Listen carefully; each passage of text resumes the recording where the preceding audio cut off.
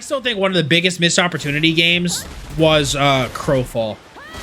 I was thinking about that the other day while I was working out. I was like, what game do I think, like, I was just thinking, I'm like, what game's been the biggest flop that I think was a missed opportunity? And I think Crowfall was it. Because Crowfall would have been like, if you took Albion, like, if they just made the game more like Albion, it would have been perfect. I think Albion is one of the single best full loot PvP MMOs on the market.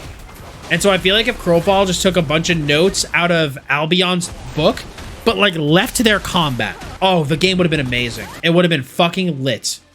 But it's okay. We'll get one of the best games ever in Ashes of Creation. Oh god, dude. I've been thinking about that too recently. I actually think that all of the hype that Ashes has is not doing it any favors. I actually feel like hype can really fuck up a game. Because people build it up in their head to be this just monolith where this is going to be the game that saves the genre. And they build it up to something that it will never, ever be able to reach. Exactly. Look at New World. Don't get me wrong. I knew New World was going to be shit from the beginning because of all the problems that I knew the game was going to have. But a lot of other people took them a little bit to figure that out. But it was the same thing. Oh my god, dude, New World's going to save the genre. It's going to be the best game. And then they start seeing all the stuff they didn't like, and they're like, fuck this game, it sucks. And now nobody plays it. And that's the problem. When people overhype a game, it doesn't do the game any favors. And the game has to be this, like... people build it up into something in their brain that the game will never be able to accomplish. And I also think something that people need to realize too is that, and this is something I've realized recently, MMOs will never feel like they used to. Never. And it's one giant reason. And I've talked about this on stream. Social media. Believe it or not, I think social media is one of the biggest reasons that MMORPGs are never going to be like they were. Because MMOs used to be, also just the rise of the internet in general. MMOs used to be this big world that you just go out, you explore, you talk with your friends, you know, you guys all get home from school or whatever, or after work, depending on if you were older back then, right? See, the thing is like, I don't even think it's looking what their experience to when they were 16 specifically.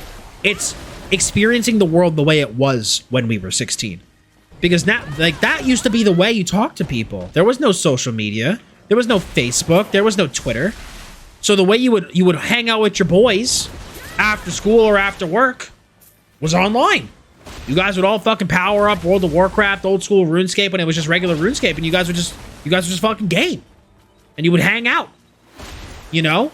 And that would be the way that you interacted with people. But nowadays, everyone is so connected all the time. TikTok, Twitter, Facebook, Instagram, Snapchat. That MMOs are not the only way to communicate with people. They're just one of a million ways that you can communicate with people. But also, MMOs back in the day were not solved, as Josh Strife Hayes eloquently put it. They were not solved, right? Back in the day, it was just, oh man, I'm gonna run around the world and do whatever the fuck I want and explore this and look at that. And nowadays, it's like, how to speed run this MMO in 13.54 seconds. And now it's just like, you know, now it's like, oh, well, Dottz, you didn't go to this island to go to this, to get this thing, to start this currency, to do these 5 dailies, which allow you to get a 0.5% XP boost to allow you to go to this island 13 seconds faster than you would if you were to go over here. And then if you do this quest before this, you get to experience this boost, and then you get to skip this quest that saves you 15 seconds of time. And if you do that over the course of 3 weeks, you can save a total of 15 minutes. And it's like, why didn't you do that? And then it's just like, you know, and when everyone around you does that, it kind of presses you to feel like you need to do it. And then it's just like, okay, I'm not having fun because I'm efficiency scaping every game that I'm playing. And it just kind of loses its luster a little bit. You know? And so I feel like just the pressure to play games efficiently, right? Combined with the fact that I think people are looking for a more, I just want to queue something up after a long day, play it, and log the fuck off. I feel like that's a huge part of the reason that, like, MMOs have not been able to keep up. Because if you look at New Worlds on paper, it had a lot of the stuff that people wanted, right? No dungeon finder, forced interaction, things like that. And a lot of those systems piss people off. I think there's the new MMO that comes out that's really big needs to be built for the modern gamer. That's one of the big things. It needs to be built for the modern day player. So what you're saying in essence is that MMO is just another game now and not another world? Kind of. Yeah. Your perception of MMOs is different than it used to be. You'll never experience the same thing you did as before because the world is different and you are different. It's very true. It's very, very, very true. And I think too, like a huge part of the reason is, like I said, now everyone is so connected and so like just talking all the time that sometimes like people just want to game and chill, you know? Like one of my biggest issues with World of Warcraft is the fact that I feel like I'm applying for another job to get into a guild, you know? And like, I don't want to do that. I don't want to spend hours of my gaming time just looking for people to play with.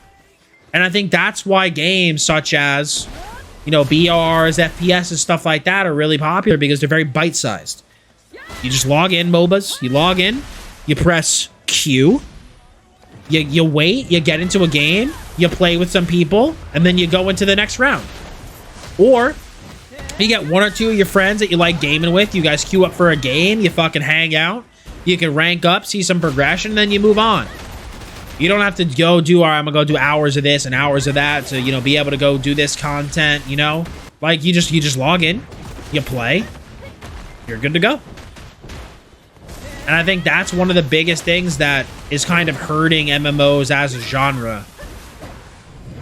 Is I feel like a lot of the newer games have not adapted to the modern gamer. And because of that, you're not going to overpower the sunk cost that people have into their already existing games. Right? Like, yeah, I've been getting back into RuneScape recently. Yeah, like if you look at RuneScape, people have been playing that game for decades.